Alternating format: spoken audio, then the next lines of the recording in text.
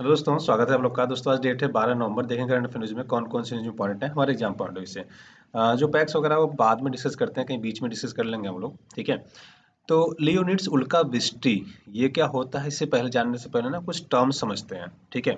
आपने कई बार सुना होगा एस्ट्रॉयड, जिसको हम क्षुद्रग्रह बोलते हैं, को कई बार कॉमेट सुना होगा, इसको धूमकेतु बोलते हैं, कई बार मेट्रॉयड सुना होगा, कभी उल्का बोलते हैं, और कई बार मेटेरियोर बोलते हैं, इसको उल्कापात कहते हैं, और कई बार मेट्रॉइड या उल्का पिंड कहते हैं। इसमें बहुत ही बेसिक बेसिक डिफरेंस होता है, जनरली हम लोग इसको नहीं समझते या नहीं जानते हैं, ठीक है।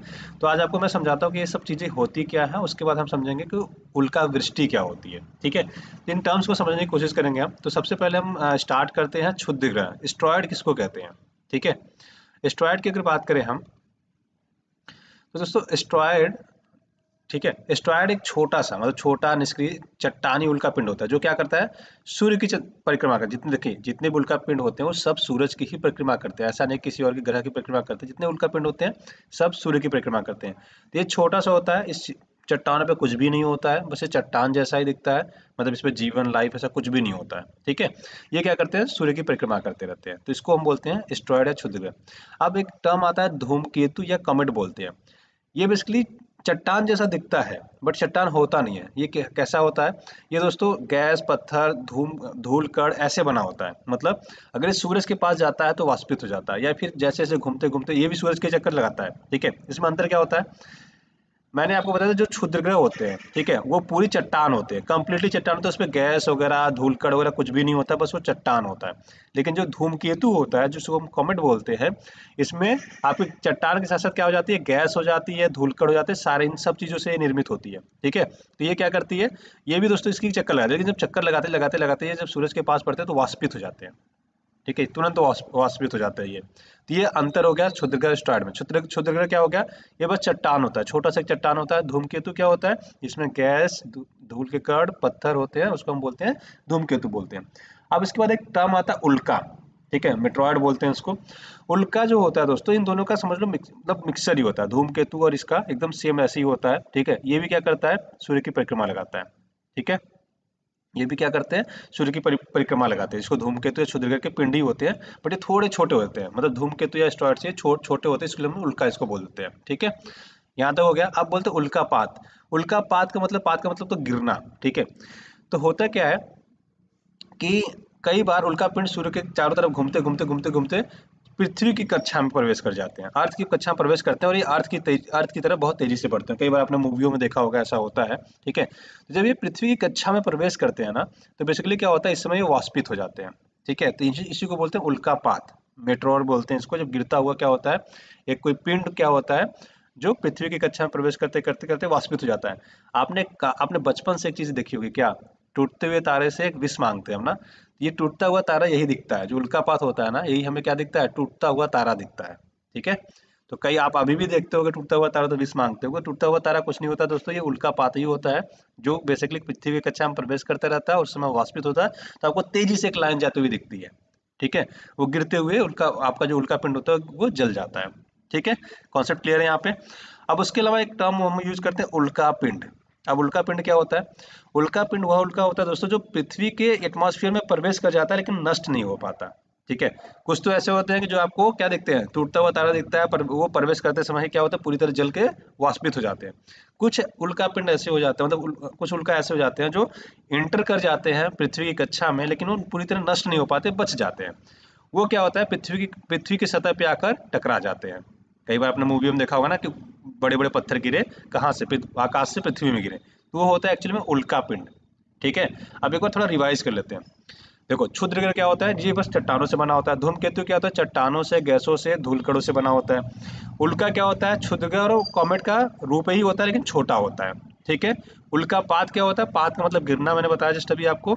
तो उल्कापात का मतलब होता है कि जब पृथ्वी की कक्षा में ये उल्का या उल्का पिंड प्रवेश कर जाते हैं, ठीक है, तो यहाँ पे वाष्पित हो जाते हैं। और उल्का पिंड क्या होते हैं, जब ये पृथ्वी से टकराते हैं, पृथ्वी की सतह पे आकर टकराते हैं, उसको बोलते हैं उल्का पिंड। एक बार इमेज के थ्रू और फिर हम समझाने की कोशिश करते हैं, ठीक है। देखिए, जब ये पृथ्वी पे सतह पे टकरा कर, उसको हम बोलते हैं उल्का पिंड, ठीक है। जब ये पृथ्वी कक्षा में प्रवेश किए, वाष्पित हो गए, तो इसको हम क्या बोलते हैं, इसको बोलते हैं हम उल्कापात, ठीक है। ये आपका हो गया क्या, सबसे पहले कमेंट ऊपर देख लीजिए, ये गैसों से चट्टानों से सबसे बना होता है। और ये एस्टेरॉयड जो होता है आपका, ठीक है, धूमकेतु जिसको बोलते हैं, ये क्या होता है, ये चट्टानों से बस बना होता है, इसमें गैस वगैरह धूल के कण कुछ भी नहीं होता है, ठीक है। जैसे मैंने अभी कुछ देर पहले यहाँ पे पढ़ा था, ठीक है। अब बचता है एक उल्का।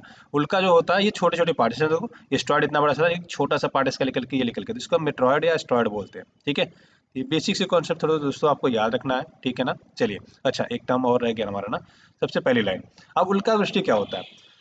होता क्या है दोस्तों, कई बार कि सूर्य के चारों तरफ अपनी कक्षाओं में ना ये धूमकेतु घूमते रहते हैं, जो कमेट वगैरह है, ठीक है, ये घूमते रहते हैं। तो जो धूमकेतु वगैरह होते हैं उसमें आपको मैंने बताया कि पत्थर के टुकड़े भी होते हैं, गैस भी होते हैं, धूल के कण होते हैं। तो ये पत्थर के जो टुकड़े होते हैं ना, तो जैसे जैसे जैसे जैसे ये सूर्य के पास पहुंचते हैं तो उसके टुकड़े धीरे धीरे धीरे निकलना चालू हो जाते हैं। मतलब एक साथ हजारों टुकड़े निकल गए उसके, ठीक है, एक साथ हजारों टुकड़े निकल गए।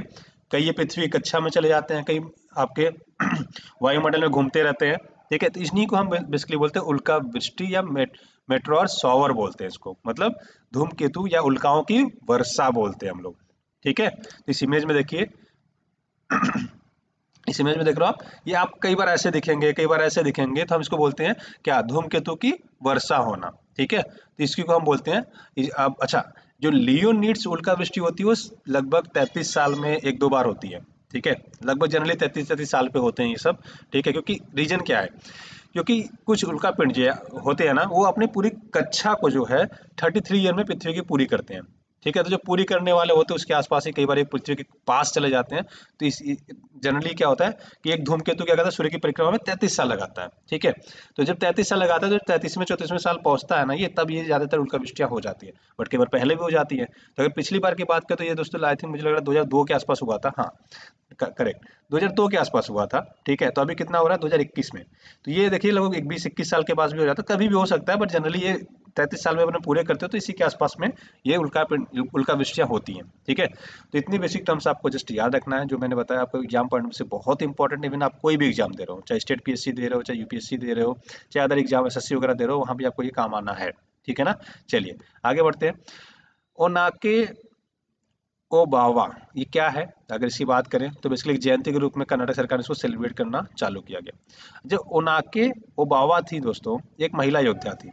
याद रखिए क्या थी ये, एक महिला योद्धा थी, जिन्होंने क्या किया था, चित्रदुर्ग में लड़ाई की थी किनसे, हैदर अली से। ये भी हैदर अली का नाम तो आपने सुना होगा, कर्नाटक वार सुना होगा, प्रथम कर्नाटक वार, द्वितीय कर्नाटक वार, तृतीय कर्नाटक वार।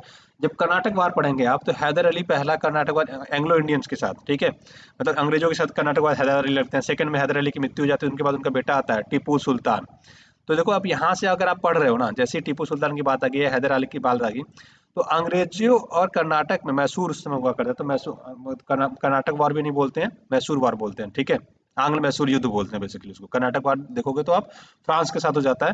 बट आप इसको याद रखिएगा कि जो मैं बता रहा हूँ आपको, प्लीज आपका होमवर्क है, आप पढ़ोगे क्या, मैसूर आंग्ल मैसूर युद्ध, ठीक है, फर्स्ट सेकंड थर्ड क्या क्या हुआ आपको सारे देखने हैं, ठीक है ना। तो आप यहाँ गूगल पे टाइप करिए आंग्ल मैसूर युद्ध, यूपीएससी डाल देंगे तब भी आपको मिल जाएगा। तो प्लीज इससे आपको हट के थोड़ा सा पढ़ना पड़ेगा, क्योंकि यूपीएससी डायरेक्ट क्वेश्चन जनरली नहीं पूछता है, बहुत रेयर ऑफ द रेयरेस्ट होता है कि आपसे डायरेक्टली क्वेश्चन पूछ ले, ठीक है। अब ये ओनाके ओबाबा थी, बेसिकली ये मुड्डा हनुमा की पत्नी थी, जो किले के क्या थे, रक्षक थे। तो इन्होंने क्या किया था कि उसी टाइम पे इन्होंने युद्ध किया था, ठीक है, टीपू सुल्तान के पिता हैदर अली के साथ, ठीक है। बहुत सैनिकों को उन्होंने मारा था अकेले दम पे। और किससे मारा था, एक डंडे लिया था, उस डंडे से मारा था बस, ठीक है।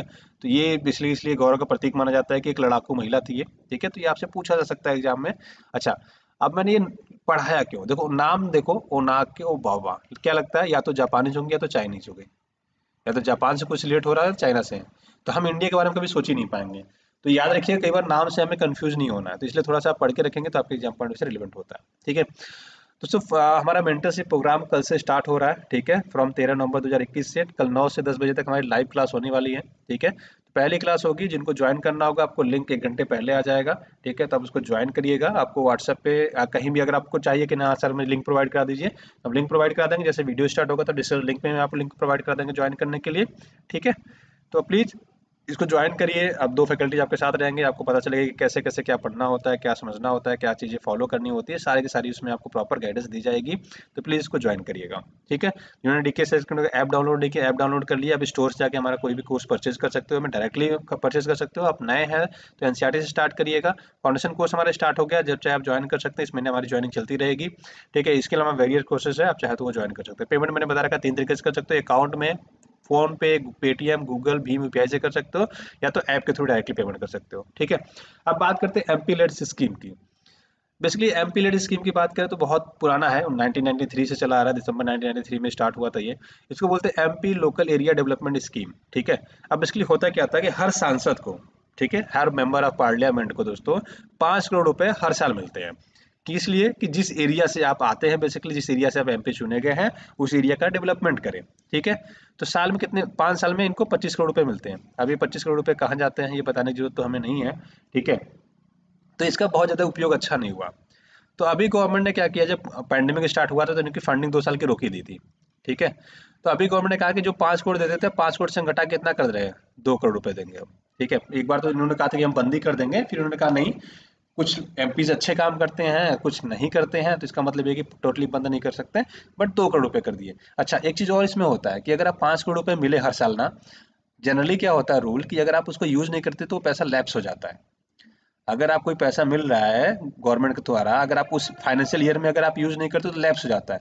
बट एमपी लेड स्कीम्स के दोस्तों पैसे लैप्स नहीं होते हैं। अगर आपने इस साल यूज नहीं किया, मान लेते 5 करोड़ आपको मिले, आपने नहीं यूज किया, फिर अगले साल आपको 5 करोड़ मिलेंगे। तो अगर आपने 5 करोड़ में से मान लेते 1 करोड़ यूज किया, 4 करोड़ बचा है, तो ये 4 करोड़ ऐड हो जाएगा इसमें, तो मतलब अगले साल आपके पास 9 करोड़ हो जाएंगे, ठीक है। तो ये पैसा लैप्स नहीं होता, ये थोड़ा सा याद रखिएगा, ठीक है। जनरली ये कहा जाता है कि जो एमपी लेड स्कीम का पैसा आता है, 15% कम से कम एससी कैटेगरी की आबादी वाले लोगों के लिए यूज करेंगे, और एसटी के लिए आप क्या करेंगे, 7.5% यूज करेंगे, जैसे आरक्षण दिया जाता है उसी हिसाब से, ठीक है। अनिवार्य है कि आप ऐसे करेंगे। अब इसमें क्या घोटाला होता है, क्या होता है, वो सब मैं चीज़ें पर नहीं जाऊंगा क्योंकि वो अलग चीज़ें जाती है, ठीक है। तो ये थोड़ी सी चीज़ें याद रखिएगा, ठीक है। तो जिला अधिकारी से ही सारा चीज़ मैनेज किया जाता है इसमें, तो ये टोटली चीज़ें याद रखिए जो आपको एग्जाम पढ़ने से थोड़ा सा रिलेवेंट हो जाता है, ठीक है। भारत द्वारा नेपाल के सेना प्रमुख को जनरल का मानक पद दिया गया है, ठीक है। तो ये याद रखिएगा कि नेपाल का जनरल कौन है, ठीक है। तो प्रभु राम शर्मा है, थोड़ा सा याद रखिएगा, बहुत ज्यादा इसमें जान याद रखने की जरूरत नहीं है। हाँ, जनरल की मानक पद देने की परंपरा जो आ रही है वो 1950 से चली आ रही है, ठीक है। तो ये टर्म्स थोड़ा सा याद रखेंगे, ठीक है ना। चलो, आज की वीडियो में बस इतना ही रखते हैं। आशा करते हैं वीडियो पसंद आएगा, पसंद आया तो अपने दोस्तों को लाइक से सब्सक्राइब करना ना भूलिएगा। वीडियो देखने के लिए बहुत बहुत धन्यवाद आपका, दिन शुभ हो। Thank you so much, have a great day.